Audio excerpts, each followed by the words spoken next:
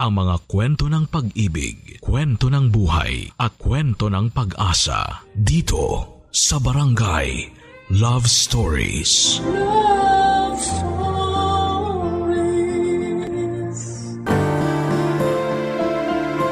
Ang mundo ay hindi patas.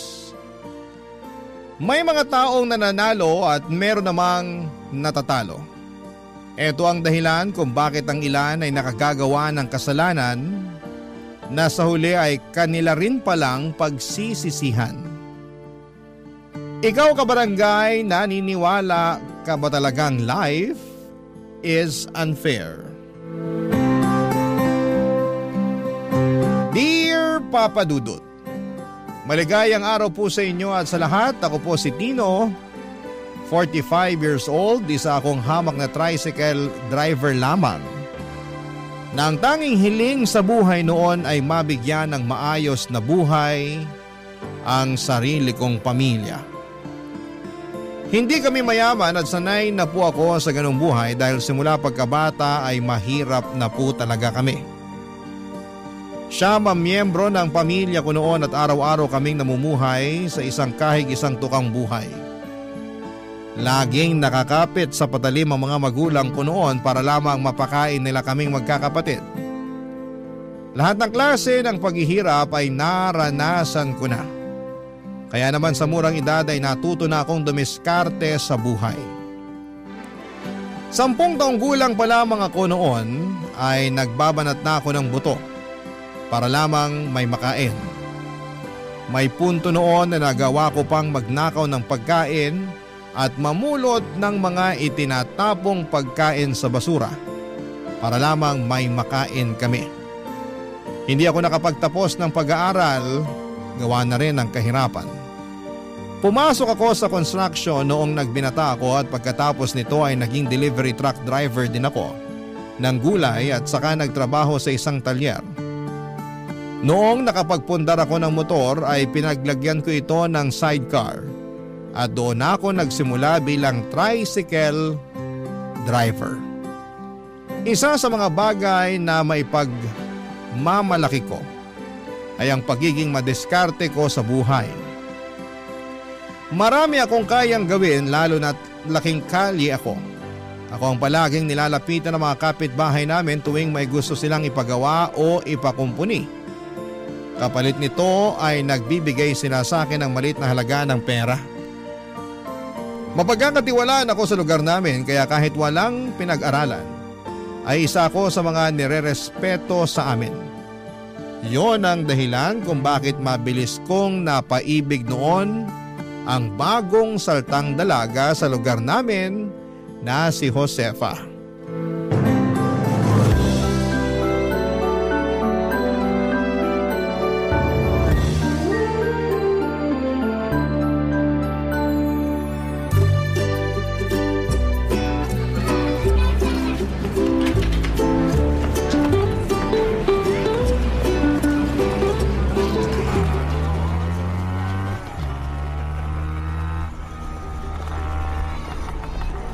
Miss, tricycle? Ay, hindi po. Kuya, pwede pong magtanong? Pwede naman. 10 piso kada tanong. Alo? Biro lang. Ano ba tatanong mo? Parang naliligaw po yata ako. Hindi po ba ito yung kalsadang to? Ito pong nakasulat sa papel? Patingin nga. Ayan po, oh. Ah, oo, dito nga to. Bakit? May sadya ka ba rito? Oh, miss, ito yung papel. Yung pinsan ko po. Susunduin daw niya ako sa terminal kaninang umaga. Kaso nasa trabaho pa raw siya kaya tinext na lang niya sa akin yung address. Hindi ko naman siya matawagan kasi lobat na ako. Oo, nasa tamang lugar ka. Sino ba yung pinsan mo? Si Dondon po. Baka kilala niyo po. Ah, si Dondon. Yung si Kyo.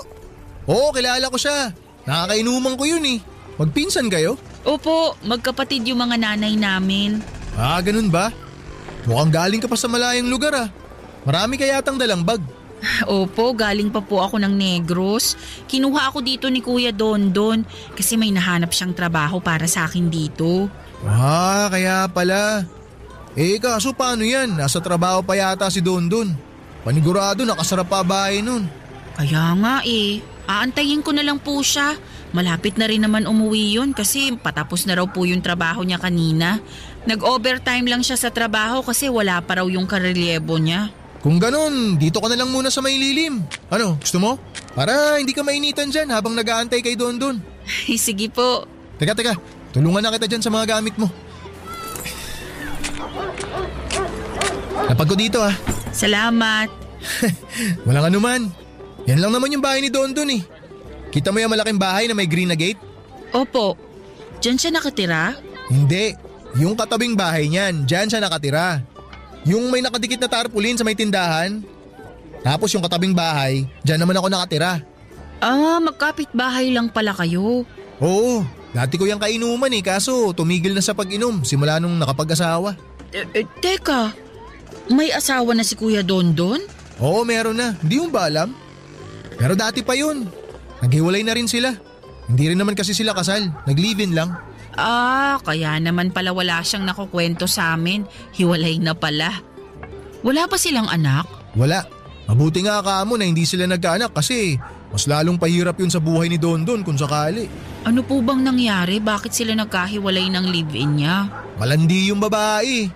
Nakahanap ng mas mayamang lalaki kaya yun, sumama agad.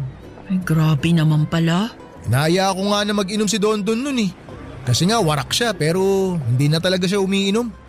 Yun din naman yung magandang bagay na naidulot sa kanya nung ex niya. Natigil siya sa mga bisyo niya. Mabuti naman. May napala rin naman pala siya kahit papano. Ano palang pangalan mo? Josefa po. Kayo po? Celestino. Pero tawagin mo na lang akong Tino. Nice meeting you po. Ilang taong ka na? 24. Ang bata mo pa pala. Bakit po kayo? Ilang taon na? Wala mo? 35? Hindi naman ako ganun katanda. Mukha na ba akong 35? Ay, sorry. Ilang taon na po ba kayo? 29 lang ako pero naiintindihan ko naman. Araw-araw ba naman kasi akong pagod tsaka babad sa initan kaya mukhang matanda na talaga itsura ko. Ay, hindi naman. Mukha naman kayong 27 Asus, binawi mo pa yung 35. Ayos lang yun, walang kaso. Malapit na rin naman ako mag-30 kaya parang ganun na rin. Teka, yan na ba si Kuya Dondon? Yung nakamotor na tumigil dun sa may tarpaulin sa tindahan? Oo, siya na nga yan. Halika na. Tulungan kita magbuhat ng mga gamit mo. Ay, sige po.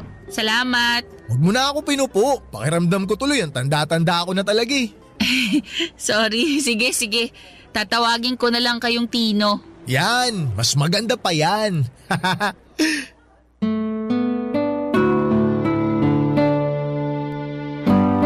Nagtatrabaho bilang kasambahay si Josefa na mula pa sa Negros Oriental. Kinuha siya sa Maynila ng pinsan niya sa pag-asang makaahon sila sa kahirapan. Lumpo ang tatay nito samantalang ang nanay naman niya ay nangangatulong din. Yun siguro ang dahilan kung bakit agad kaming nagkasundo ni Josefa dahil pareho kaming mahirap. Bilang ako ang mas nakakaalam kung paano ang buhay sa Maynila, ako ang nagturo kay Josefa kung paano makisabay sa kalakaran ng syudad. Itinuro ko sa kanya kung paano ang mag-commute at kung paano mas makatipid sa mahal na buhay sa Maynila. Dahil malayo sa pamilya ay parang ako nang naging bagong pamilya ni Josefa. Lagi siyang lumalapit sa akin kapag kailangan niya ng tulong. Tuwing day off niya ay nagpapasama siya sa akin para mamasyal at umikot sa Kamaynilaan. Paborito niyang pinupuntahan ay ang mga mall, hindi para mag-shopping kundi para mag-ikot-ikot lang. Tahimik lang na tao si Josefa pero malaki ang ambisyon nito sa buhay. Marami siyang pangarap para sa sarili at sa pamilya niya. Mga pangarap na mahirap mang abutin ay pinipilit pa rin niyang makamit. Hindi ko alam kung bakit pero nagkaroon ako ng malambot na puso para kay Josefa. Para akong tagapagtanggol at gusto ko siyang protektahan sa magulong mundo. Sa mga sumunod na taong pagsasama naming dalawa bilang magkaibigan, ay mabilis na nahulog ang loob ko sa kanya. Niligawan ko siya at sinagot naman niya ako, Papa Dudut. Lumipas nga ang 2 taong pagsasama namin bilang magkasintahan ay nagkaroon kami ng isang anak.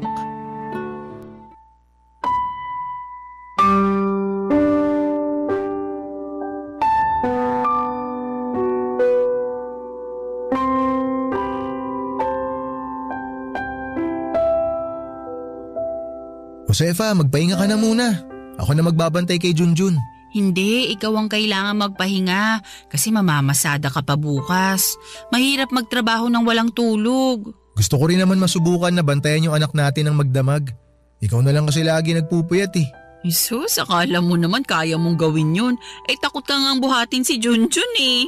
Kailangan bang buhatin? Pwede naman siguro na nasa crib lang siya, di ba?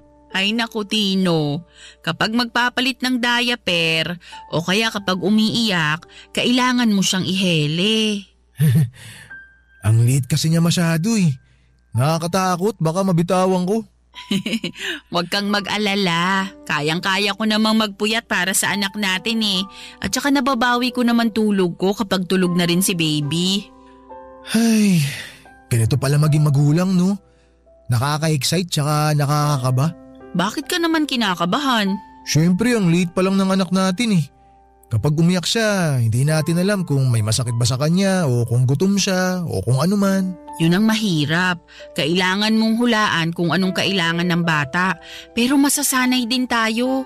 Medyo nakukuha ko na rin tong style ni Junjun eh. Depende yan sa iyak niya. Paanong depende sa iyak? Kapag malakas, diretso at paulit-ulit, ibig sabihin nun gutom na siya. Kailangan mo na siyang ipagtimpla ng gatas niyan. Talaga ba?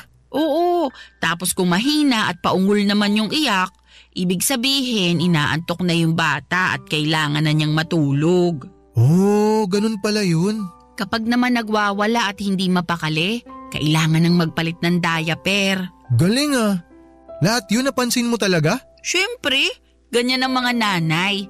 Kahit hindi pa makapagsalita ang mga bata, ramdam na nila kung anong kailangan ng anak nila. Tapos eto pa, kapag tahimik tapos biglang umiyak, ibig sabihin may masakit sa kanya. Kailangan pala, aralin ko na rin yung iba't ibang klase ng iyak ni Junjun para kung sakaling tulog ka o di kaya may ginagawa, alam ko kung anong gagawin ko. Basta magtulungan lang tayo, kakayanin natin to. Oo naman, alam kong kakayanin natin to. Tulungan lang talaga ang kailangan dyan. Alam mo noon, natatakot ako bumuo ng pamilya. Bakit naman? Kasi tingnan mo naman, tricycle driver lang ako. Parang sa araw-araw nakita ko, di pa sasapat yun para bumuhay ng isang pamilya eh. Alam mo naman na lumaki ako sa malaki at mahirap na pamilya. Ayokong iparanas yun sa mga magiging anak natin. Ako rin naman. Ayokong maranasan ni Junjun yung paghihirap na nadanas ko nung bata pa ako. Kaya nga ang plano ko, kahit mag-ihaw-ihaw lang ako dyan sa tapat kapag kaya na para makatulong ako sa mga gastusin. Huwag mo na munang isipin yan. Magpagaling ka na muna tsaka kailangan ka ng anak natin. Ako na lang bahalang dumiskarte para sa atin. Ano namang gagawin mo? Pwede naman ako maghanap ng sideline para may dagdag kita tayo. Lalo na ngayon, ang mahal ng gatas at diaper. Basta wag mo lang pabayaan ang sarili mo. Okay lang kumayod ng kumayod para sa anak natin. Pero kapag hindi mo na kaya, maiintindihan ko rin. Huwag mo kong alalahanin, batak na to simula pa pagkabata. Walang salitang pagod sa bokabularyo ko. Napakabuti mo talagang asawa at alam kong magiging mabuti ka ring ama para sa anak natin. Yan ang isang bagay na ipapangako ko sa'yo. Gagawin ko ang lahat. Lahat-lahat na makakaya ko para maging mabuting padre de pamilya para sa inyo ni Junjun. Maswerte ako na ikaw ang unang taong nakilala ko rito sa lugar natin. Mas maswerte naman ako na nagustuhan mo ang isang tulad ko. Ako nga yung maswerte kasi nakapangasawa ako ng napakagandang babae. Dati pangarap ko lang yun pero ngayon abot kamay ko na oh. Naku, sige na. Tama na ang bola. Matulog na tayo habang tulog pa si baby. Sulitin na natin ang pagiging tahimik niya kasi panigurado. Maya-maya mag-iingay na naman to. O sige, magpahinga na tayo. Good night. Good night. I love you. I love you too. Hindi kami kasal ni Josefa pero noong nabuntis siya ay nag-live-in kaming dalawa. Hindi man malaki ang tinitirhan naming bahay ay masaya naman kami dahil kahit papaano ay nakakaya naman naming tustusan ang pangangailangan ng bawat isa. Hindi man ganoon kaganda ang pamumuhay namin ay nakaya naming gawing masaya ang pagsasama namin. Mas lalo pa itong nagkakulay nang dumating na ang anak namin na si Junjun Papadudut. Kahit kakarampot man ang kinikita namin ni Josefa ay ginawa namin ang lahat para maibigay sa bata ang mga pangangailangan niya. Walang kaso sa amin kahit butas-butas na ang damit namin o kahit wala na kaming maayos na tsinelas. Ang mahalaga noon ay ang maisuot na damit ng anak namin at mabili namin ang gatas at diaper na kailangan niya. Isa akong tricycle driver at ang asawa ko naman ay isang kasambahay. Simple lang ang pamilya namin pero kahit na ganoon ay masaya kami dahil buo kaming pamilya. Napapalibutan kami ng mga mababait at matutulungin na kaibigan at walang ibang makikita sa tahanan namin kundi ang purong pagmamahalan lamang. Sardinas, instant noodles at itlog man ang lagi naming ulam. Hindi pa rin nawawala ang pag-asa namin na balang araw ay makakamit din namin ang mga minimithi naming pangarap. Makalipas ang 2 taon ay muling nagbuntis si Josefa at noong panahong yon ay nag-decide kaming dalawa na yun ang magiging huli namin. Ayaw naming matulad ang pamilya namin sa mga pinagdaan na namin noong kabataan namin na napakarami naming magkakapatid. Naisip namin ni Josefa na 2 bata lang ang kaya naming alagaan at kapag nadagdagan pa ito ay baka hindi na namin mabigyan pa ng maayos na buhay ang mga ito. Ayokong matulad ang mga anak ko sa akin na hindi nakapagtapos ng pag-aaral at walang maayos na trabaho.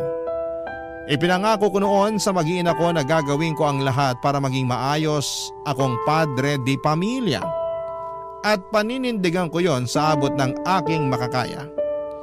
5 taon ang dumaan simula nang ipinanganak ni Josefa ang pangalawang anak namin ay doon nasubok ang tatag ko noong nakaranas ako, Papa Dudut, ng isang napakalaking trahedya sa aming pamilya. Barangay Love Stories. Barangay Love Stories. 7 taong gulang na noon ang panganay namin samantalang 5 taong gulang naman ang pangalawa na si Maria. Sa isang pampublikong paaralan nag-aaral ang dalawa, grade 2 si Junjun at preschool naman si Maria. Noong mga panahong yon, maliban sa pagiging tricycle driver ay pinasok ko na rin ang pagiging food delivery rider. Bagong usbong lamang noong mga panahong yon ang ganong klase ng trabaho sa Maynila. At isa ako sa mga kauna-unahang delivery rider sa lugar namin. Malaki ang naitulong ng trabahong yon sa buhay naming mag-asawa.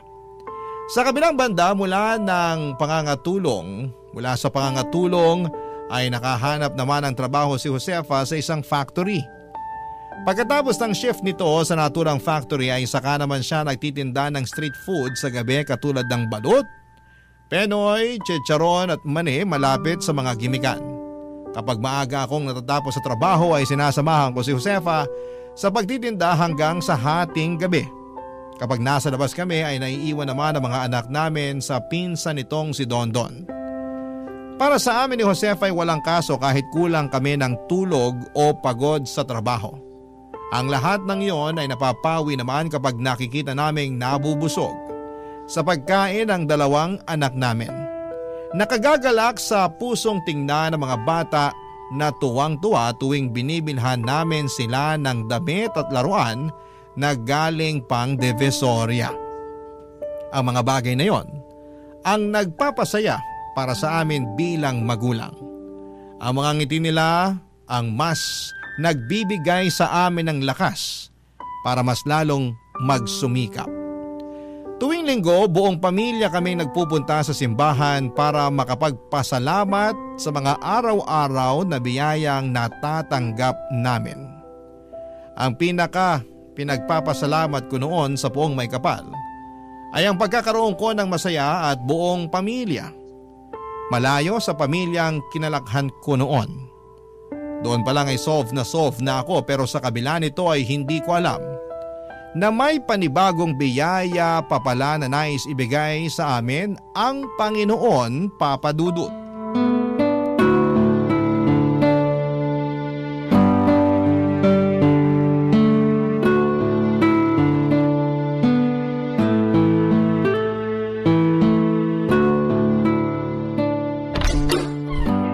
Josefa, nasaan ka? Tino, ikaw na ba yan? Nandito ako sa kusina. Nabasa mo ba yung text ko? Oo, sabi mo wag na ako magluto ng ulam. Bakit? Itabi mo na lang yung mga lulutuin mo ngayon para bukas. May inuwi akong pagkain para sa atin. Talaga? Oo, may isang bucket ako ng fried chicken dito. Tignan mo. Amin na yung uwi mong ulam para maihanda ko na. Wow! Pero sana hindi ka na nag-abala. Ang mahal niyan, di ba? Dapat ibinili na lang natin ng ulam yung ipinambili mo dyan. Baka nga pwedeng pang 2 araw na yan kung sakali eh. Huwag kang mag-alala. Hindi naman to galing sa bulsa ko eh. Wala akong ginastos dito. Talaga? Saan galing yan? Ganito kasi, may diniliver akong pagkain kanina. Tapos, birthday ata nung nag-order eh. Hindi niya alam na may pa-surprise na handa sa kanya yung mga kaibigan niya. Dahil madami namang handa, binigay na lang niya sa akin tong in-order niya. Treat na raw niya sa akin kasi birthday niya. Ay, ang bait naman. Nadamay pa tayo sa birthday niya. Oo nga, yung bait. Pagpalain sana siya ng Panginoon. Hindi ko alam na may mga ganong klaseng tao pa rin pala ngayon. Yung tipong sobra yung kabaitan. Kung ako tatanungin, hindi na ako magtataka kung bakit marami siyang mga kaibigan na sinurpresa siya para sa birthday niya. Naku, sakto to. Masarap ang ulam natin ngayon. Naaayon siya sa sasabihin ko sa'yo. May magandang balita ako sa'yo. Ha? Anong ibabalita mo? Tsaka anong kinalaman yan sa ulam natin? May natanggap akong magandang balita ngayong araw na siguradong ikakagulat mo. Magugulat ako? Talaga? Ano naman yun? Tungkol ba yan sa trabaho na gusto mong pasukan? Hindi, iba to. Huwag kang mabibigla sa sasabihin ko ha. Pero mukhang masusundan na si Junjun at Maria. Buntis ka? Oo. Hindi nga. Buntis ka ngayon? Woohoo! Uy, huwag kang maingay. Nag-aaral yung 2 anak mo sa sala. Sorry. Na-excite lang ako. Totoo ba? Magkakaanak na uli tayo? Oo, nagpa-check up ako sa health center kanina. Kumpirmado nga na buntis ako. Alam ko nangako tayo sa isa't isa na hanggang 2 lang ang magiging anak natin para mabigyan natin sila ng maayos na buhay. Pero itong balitang to, sa tingin ko, blessing to mula sa Panginoon. Hindi naman niya tayo bibiyayaan ng ganito kung alam niyang hindi natin kayang alagaan, di ba? Huwag mo na problemahin yan. Tama yung sinabi mo, biyaya yan mula sa may kapal. 2 man o 3 magiging anak natin. Ipinapangako ko sa'yo, gagawin ko ang lahat para mabigyan lahat ng mga anak natin ng maayos na buhay. Kakayanin ba natin to? Oo, yakang-yaka yan. Wala ka bang tiwala sa akin? Hindi naman sa ganun. Alam ko kung anong klase kang ama. Alam ko na gagawin mo ang lahat para sa mga anak natin. Pero sa panahon ngayon, lahat nagmamahal na eh. Kakayanin kaya nating humabol? Mahirap lang tayo, totoo yun. Yung kinikita natin sa trabaho at negosyo, sakto lang para sa pang-araw-araw. Pero kahit 3 ko pa o gawing 4 yung trabaho ko, gagawin ko. Dahil nangangako ko sa inyo na hindi ko ipaparana sa pamilya natin yung buhay na meron ako nung bata ako. Pero okay na yung 3 ha. Huli na to, wag na tayong magdagdag pa. Oo, huli na to. Maliban na lang kung… Wala nang maliban, last na talaga. Ang hirap kayang mga anak. Alam mo ba kung gaano kasakit umire? Oo, promise, huli na to. Sapat na yung 5 tayo sa pamilya. Masayang masaya na ako dun. Sakto na tong bilang natin. Mahirap magkaroon ng malaking pamilya kung hindi naman pasok yun sa estado natin ngayon. Alam natin yan pareho kasi pinagdaanan natin yan sa kanya-kanya nating pamilya. Oo, di ko nakakalimutan yun. Tawagin mo na yung mga bata sa sala para sabay-sabay na tayong kumain. Sige, mag-celebrate tayo ngayon para sa magandang balita na natanggap natin. Ay, sandali lang. Bibili lang ako ng soft drinks. Ha? Labas na ako saglit. O sige, dalian mo. Kinabukasan ay nagpunta ang buo naming pamilya sa simbahan para magpasalamat sa panibagong biyaya na natanggap ng pamilya namin. Pagkatapos nito ay sumaglit kami sa parke para ipasyal ang mga bata. Doon ay sinulit na rin namin ni Josefa ang pagkakataon para mag-date dahil matagal na namin itong hindi nagagawa. Hinding-hindi ko malilimutan ang araw na yon. Dahil para bang ako ang pinakamasayang tao sa mundo ng mga oras na yon. Masaya kong pinapanood ang mga anak kong tuwang-tuwa na nakikipaglaro sa ibang mga bata habang kausap ko ang pinakamamahal kong tao sa tabi ko. Kwek-kwek at buko juice lang ang kinakain naming dalawa ni Josefa ng mga oras na yon, pero daig pa namin ang nag-date sa mamahaling restaurant. Matapos ang family bonding namin ay dumaan kami sa palengke para mamili ng ibebenta namin para sa susunod na linggo. Plano na kasi namin ni Josefa noon na magtinda ng fishball sa pwesto namin para makadagdag sa araw-araw naming kita. Ako na lang noon ang pumasok sa palengke habang naiwan naman ang mag-ina ko sa tricycle sa labas. Habang nasa loob ako ng maingay na palengke ay biglang nagkaroon ng komosyon sa labas. Isang malakas na tunog ang narinig namin. Kasunod nito ay nagsisigawan at nagtatakbuhan ng mga tao. Akala ko noon ay may pumutok na kung anuman. Nakitakbo ko palabas ng palengke para makiosyoso at tingnan ang mga nangyari. Pagkalabas ko ay nanlumo ako sa nakita ko, Papa Dudut. Ang tricycle kung saan ay naghihintay ang asawa at mga anak ko ay parang nilukot na papel matapos itong mabangga ng isang SUV. Agad kong tinakbo ang mag-ina ko at naipit sa loob si Josefa at kahit duguan ay ang mga anak pa rin namin ang isinisigaw niya. Nakita ko si Maria na wala ng malay tabi ng nanay niya samantalang si Junjun naman ay nasa ilalim ng SUV. Nakaipit siya sa gulong nito at wala ng malay. Para akong nasa loob ng napakasamang panaginip ng mga oras na yon. Magkahalo na ang luha at uhog ko noon na nagsusumigaw ng tulong. Papa Dudut, walang nakaligtas sa mag-iina ko. Lahat po sila ay sabay-sabay na binawian ng buhay sa ospital.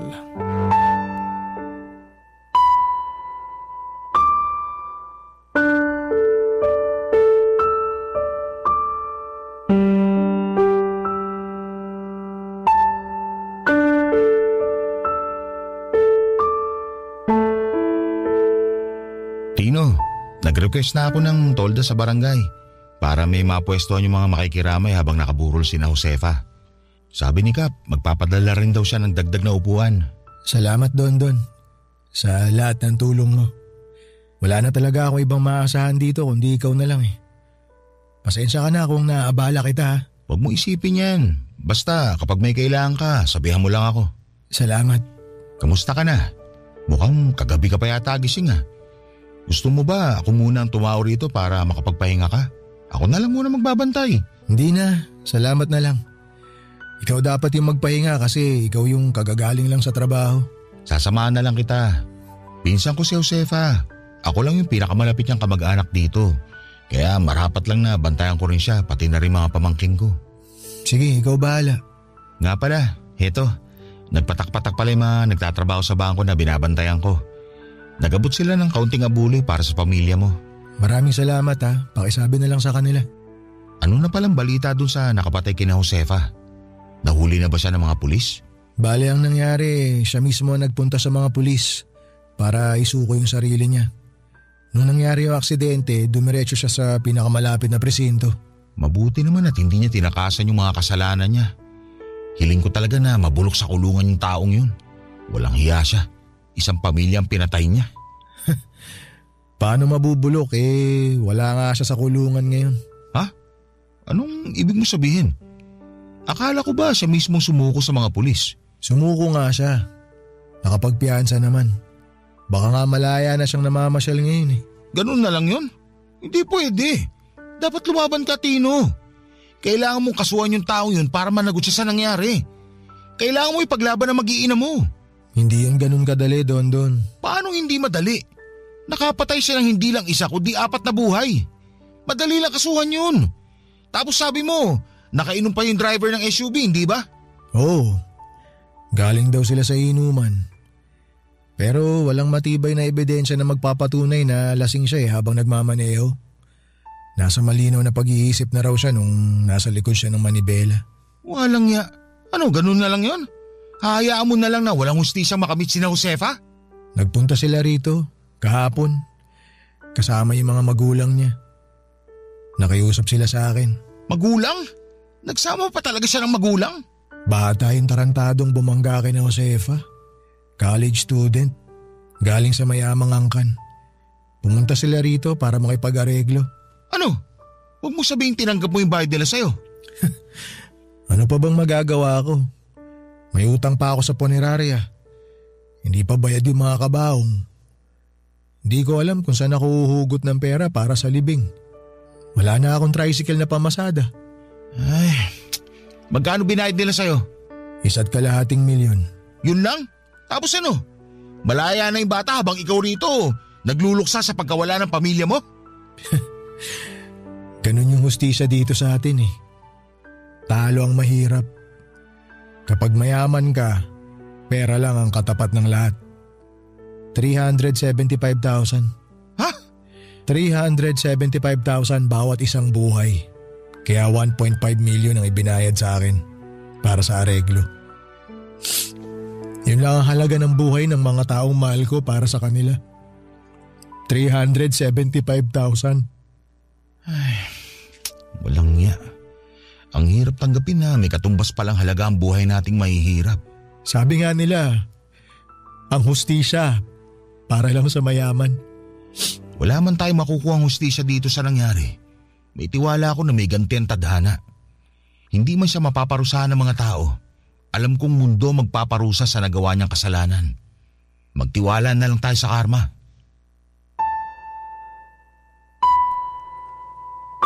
Kung may mas masakit pa sa salitang masakit, yun ang mga bagay na nararamdaman ko noong sabay-sabay na nawala mula sa akin ang mga taong pinakamamahal ko. Wala man akong pera at sapat na yaman sina Josefa, Junjun, Maria. At ang bata sa sinapupunan ng asawa ko ang naging kayamanan ko sa buhay. At yon ang ninakaw lang mula sa akin sa isang iglap. Pakiramdam ko noon ay wala na akong saysay sa mundong ito. Wala na akong dahilan para magpursige sa buhay at wala nang rason para ipagpatuloy ko pa ang mga plano ko sa hinaharap dahil wala naman ang mga taong kasama kong aabot nito. Papadudot, napakarami ko pang gustong gawin kasama ang mag-iina ko. Marami pa akong gustong iparanas sa kanila. Marami pa akong nais abutin at napakarami kong gustong gawin na hindi ko na kayang gawin pa dahil mag-isa na lamang ako sa buhay. Walang oras na hindi kumikirot o bumibigat ang dibdib ko dahil sa nangyaring trahedya sa buhay ko. Napakahirap tanggapin ang katotohanan. Hindi na nila ako makakausap at lagi ako nakatulala at malalim ang iniisip. Nang mga panahong yun ay parang mababaliw na ako sa sobrang sakit ng nararamdaman ko. Mas mabuti nga sana kung nabaliw na lamang ako para hindi ko na maramdaman ang sakit. Mabuti na lang at hindi umalis sa tabi ko ang pinsan ni Josefa na si Dondon. Siya ang nagpumilit sa aking kumain kahit wala akong ganang kumain. Daig ko pang nakaratay noon lalo na noong mailibing na ang pamilya ko. Ang tanging ginawa ko na lamang noon para makatakas mula sa sakit na nararamdaman ko ay ang matulog hanggang isang araw, isang ideya ang pumasok sa isipan ko na muling nagbigay sa akin ng lakas para muling bumangon. Papa Dudut. Barangay Love Stories. Barangay Love Stories.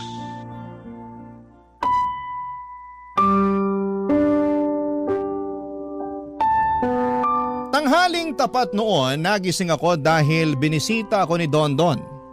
Isang pagkain ang iniwan niya sa akin para sa pananghalian ko. Kumakalam na ang sikmura ko noon pero hindi ko magawang kainin ang ibinigay na ulam ni Dondon. Mechado kasi yon, paboritong pagkain ng asawa ko. Tuwing naaalala ko ang mga bagay na gustong-gustong gawin ng mag-iina ko ay mas lalo lamang bumibigat ang dibdib ko. Ang ginawa ko na lamang gamit ang motor ko ay nag-stroll ako sa gitna ng tirik na araw. Habang nasa daan, isang bagay ang naisip ko. Gusto kong malaman kung saan nakatira ang binatang pumatay sa pamilya ko. Alam ko kung saang lugar nakatira ang binatang yon dahil naibalita ang nangyaring aksidente sa mga dyaryo. Ang problema ay hindi ko alam ang eksaktong address. Nagtungo ako sa lugar nila at nagtanong-tanong kung saan ang tirahan ng binatang nang-aksidente at nakapatay ng mag-iina ko. At mabilis ko namang natunton ang bahay nila. Malaki ang bahay nila, Papa Dudut. Talagang galing ito sa mayamang pamilya. Wala na sa garahe nila ang sasakyang bumangga sa mag-iina ko. Pero hindi na yon problema para sa kanila dahil may dalawa pa naman silang sasakyang nakaparada sa may garahe nila. Habang pinagmamasdan ko ang bahay ng taong sumira sa buhay ko, mas lalo pong tumindi ang galit na nararamdaman ng puso ko. Masaya na sila ngayon dahil bayad na sila sa kasalanan nila, pero hindi ko lang talaga matanggap na pera lang pala ang kapalit ng buhay ng mag-ina ko. Umuwi ako sa bahay. Nang mga oras na yon ay nagngingit-ngit ang galit ko sa dibdib. Kung pwede lang sanang ibalik ang perang ibinayad nila sa akin para makasuhan ko sila, pero nagastos ko na yon para sa pampalibing ng mag-ina ko. Isa pa ay hindi ko kayang makipaglaban sa mga mayayaman sa korte. Kaya isang bagay lang ang tanging naisip ko na pwede kong gawin, Papa Dudut.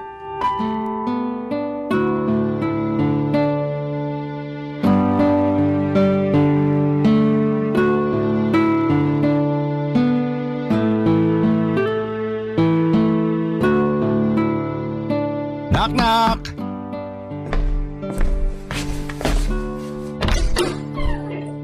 Don, pasok ka. Salamat. Dumaan lang ako para i-update ka tungkol sa lapida. Nagawa na rin yung mga lapida. Ikakabit na lang ng mga sepulturero mamayang hapon. Ganun ba? May babayaran ba? Wala na. Ako na nagbayad ng labor nila.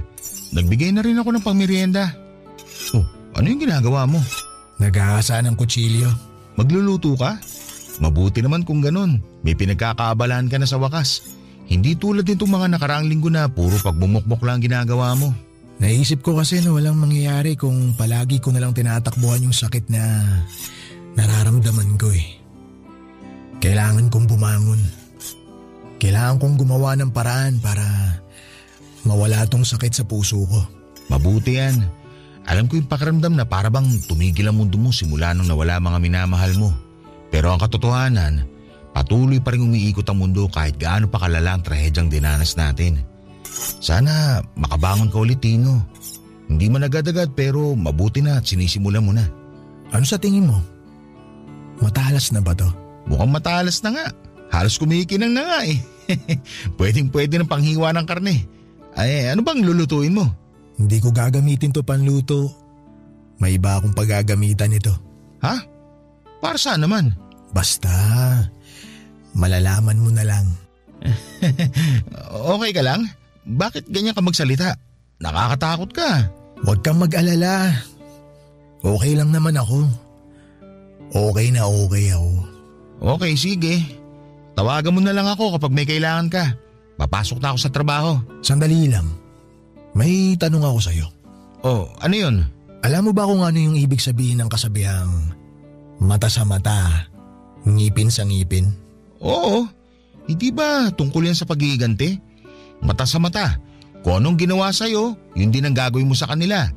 Ngipin sa ngipin, kung ano ang nawala, yun din ang kukunin pabalik. Tama. Mata sa mata. Bakit mo natanong yan? Wala naman. Sandali lang. Anong pinaplano mo? Mata sa mata, di ba? Kung ano yung nawala, yun din ang kukunin. Plano mo ba magiganti sa taong pumatay sa mag-iina mo, Tino? Ito na lang yung nakikita kong paraan para matanggap ko yung katotohanan.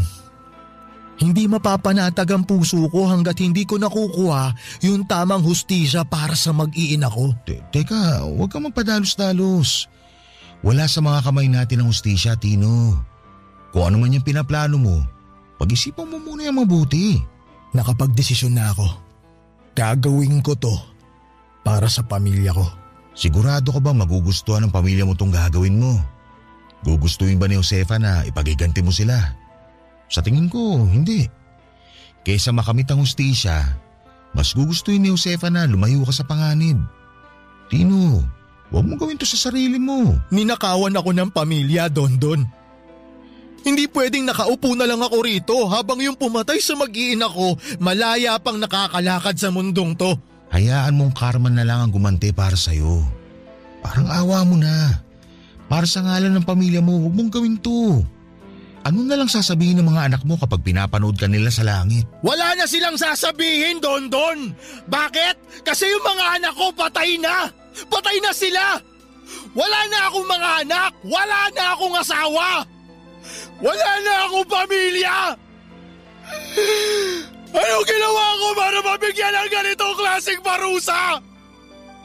Naging mabuting tao naman ako Bakit ganito yung nangyari sa buhay ko? Sirang-sira na ako, Dondon. Lugbok na ako. Hindi ko kaya. Kung gagawin mo yung pinaplano mo, ano na lang ipinagkaiba nyo nung taong pumatay kina Josefa? Gusto mong ipasa yung sakit na nararamdaman mo sa ibang tao? Paano yung mga taong nagmamahal sa kanya? Paano ako? Naisip ba niya ako nung binangga niya yung pamilya ko? Aksidente yung nangyari. Walang may gusto dun. At sigurado akong pinagsisiyan na rin ng taong yun yung nangyari. Hindi lang ikaw yung nasaktan sa pagkawala nila Josefa. Kami rin. Lahat tayo nasasaktan. At mahirap tanggapin ang katotohanan pero kailangan. Kaya pakiusap. Pag-isipan mo itong gagawin mo. Pakiusap, Tino.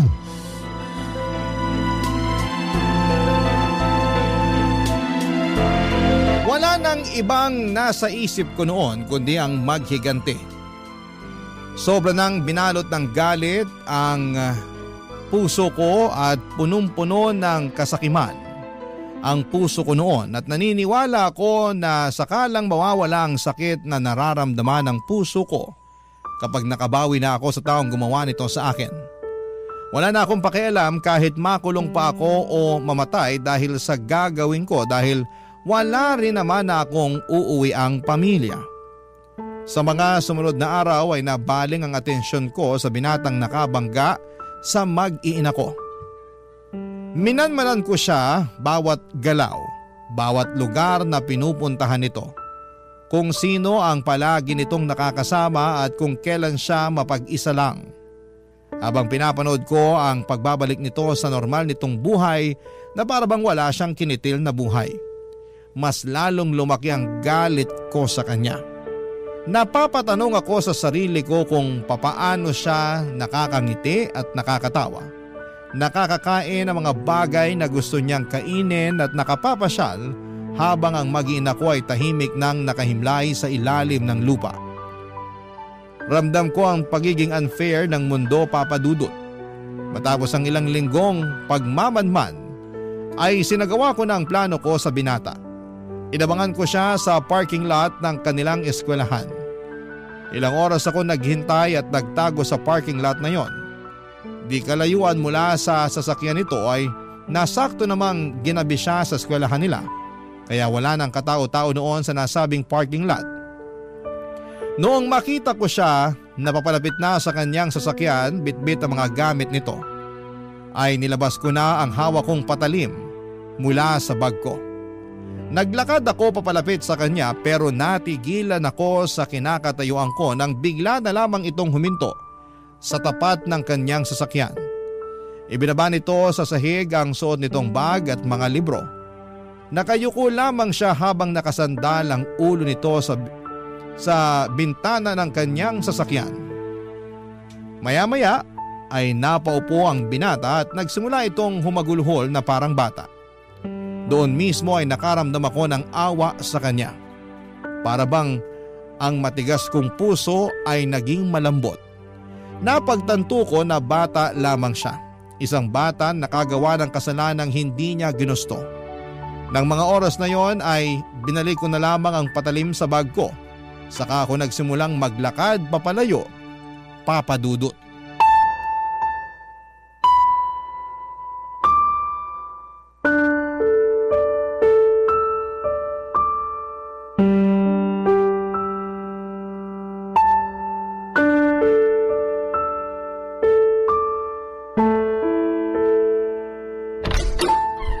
Tino! Oh, Dondon. Kanina pa kita inaantay. Sorry, pumasok na ako sa loob ng bahay mo. Hindi naman kasi nakalak yung pinto. Ba't nandito ka? Wala ka bang trabaho ngayon? Wala, off ko ngayong araw. Hihiram sana ako ng tools mo. Inaayos ko kasi yung motor ko. Pero kanina pa ako katok ng katok dito, walang sumasagot. Kaninang hapon pa ako rito. Nung gumabi na, nagsimula na akong kabahan.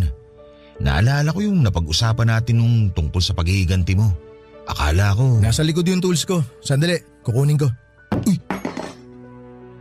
Tino, bakit may dala kang kutsilyo sa labas? Wala to. May ginawa ka bang masama? Saan ka galing? May pinuntahan lang ako. Huwag mo nang alamin kung saan. Kinakabahan ako sa iyo eh. Parang awa mo na, Tino. Sabihin mo sa akin na wala kang ginawa na ikasisira ng buhay mo. Wala. Nagpahangin lang ako sa labas. Na may dalang kutsilyo? Para saan? Ba't kailangan mo magdala ng kutsilyo? Ay, oo na, sige na, aamin na ako. Para sa isang tao tong kutsilyong daladala ko. Para to sa taong pumatay sa pamilya ko.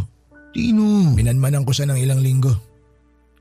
Inaral ko lahat ng galaw niya para maisagawa ko yung plano ko. Gusto ko siyang patayin. Gusto kong tapusin ang buhay niya, Dondon. Hindi ko matanggap na masaya siya sa buhay niya ngayon. Samantalang ako, patuloy na naghihirap dahil sa pagkawala ng mag-iina ko. Gusto ko siyang managot sa ginawa niya. Gusto ko ng hustisya. Pero hindi ganong klaseng hustisya ang kailangan mo. Hindi mo kailangan pumatay ng tao para lang makabawi sa nangyari sa pamilya mo. Tino naman. Huwag kang mag-alala. Wala akong ginawang masama sa kanya. Kahit tingnan mo pa tong kutsilyong inuwi ko. Wala tong bahid ng dugo. Kung ano man yung iniisip mo, hindi yun nangyari. Wala kang masamang ginawa habang nasa labas ka. Hindi ko tinuloy yung plano ko. Biglang nagbago yung isip ko nung nakita ko yung bata ng malapitan. Bakit nagbago yung isip mo? Hindi ko kaya. Kahit gaano kalaki yung galit na nararamdaman ko, hindi ko kayang pumatay ng tao. Kasi alam mo sa sarili mo na hindi sadya yung nangyari. Alam ko rin na mabait kang tao at hindi mo magagawang kumitil ng buhay.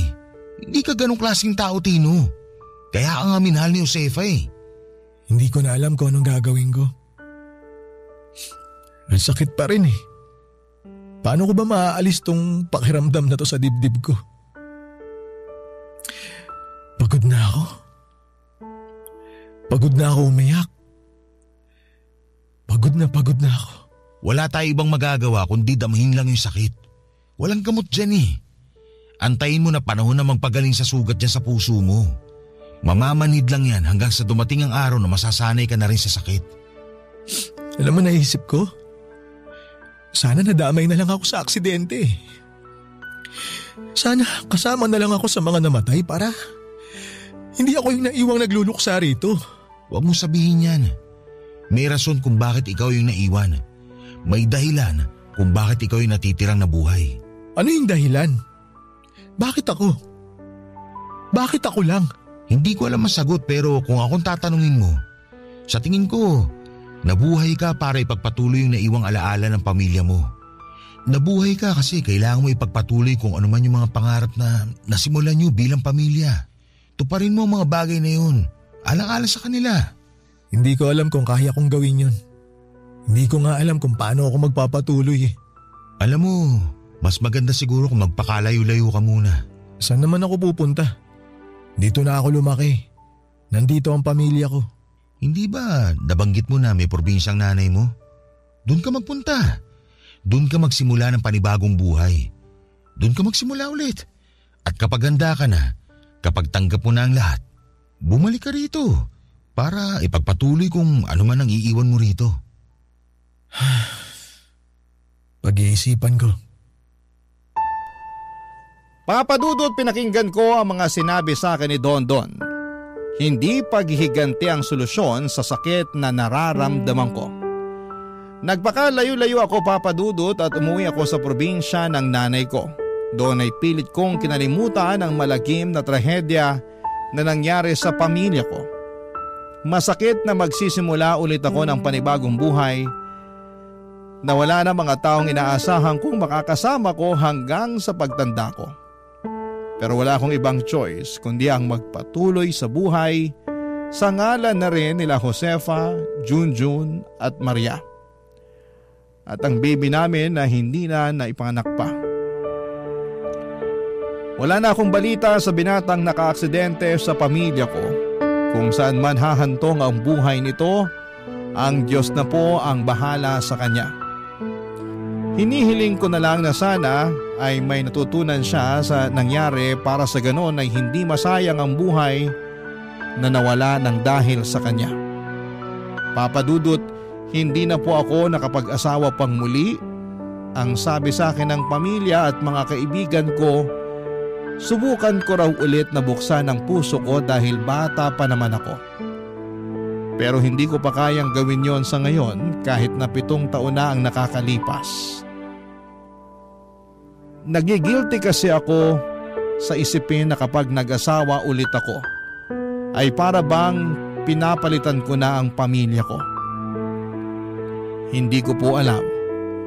Siguro kung may nilaan sa akin ng Panginoon ay tatanggapin ko po yun ng buo. Sa ngayon ay nananatili pa rin ako sa probinsya kasama ang bagong buhay na binubuo ko. Hindi po ako nakakabalik pa sa Maynila at wala na akong planong bumalik doon dahil ipinapaalala lamang nito sa akin ang mga matatamis at mapapait na alaala ng nakaraan ko. Dito na po nagtatapos ang kwento ko, masalimuot pero patuloy pa rin na lumalaban sa buhay. Muling maligayang araw po sa inyong lahat. Ang inyong forever kapuso at kabarangay, Tino. Minsan, mahirap gumawa ng tama, pero kahit dehado ang ating bida, iyon pa rin ang ginawa niya. Ano ang masasabi mo sa Barangay Love Stories natin today? Abangan namin ang sagot mo sa comment section.